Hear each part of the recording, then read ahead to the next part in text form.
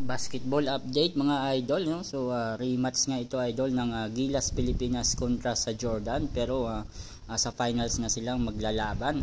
Ayan, at so mamayang hapon nga po nakatakdang maglaban ang Jordan at Pilipinas para sa gintong medalya, no, sa finals na po ng Asian Games. So matapos ngang talunin din ng Jordan ang bansang Chinese Taipei at talunin din ng Gilas Pilipinas kahapon ang bansang China sa 77-76 na score. So talagang high moral ngayon ang Gilas Pilipinas, lalong-lalong na itong si Justin Brownlee matapos nga nilang talunin itong powerhouse at host country na China. So talagang mainit-init pa ang mga kamay ng mga ito, at lalong-lalo na gustong-gusto na talaga ng Gilas Pilipinas makauwi ng bansa para dala-dala na nila ang gintong medalya. Ayon nga sa mga players ng Gilas, once ulit magharap-harap ang Jordan at ang Gilas ay talagang paniguradong tatalunin na nila itong bansang Jordan, no? So talagang porsigido na ang Gilas Pilipinas sa pamumuno yan ni Justin Brownlee, na talagang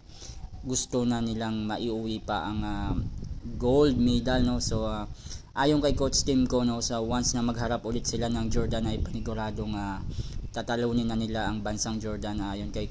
Ayon nga kay Coach Tim ko, nung nagharap nga sila ng Jordan at Gilas, bumaba ang depensa ng Gilas, no, so sa mga player ng Jordan. So ngayon malalaman natin at suportahan natin ang Gilas Pilipinas.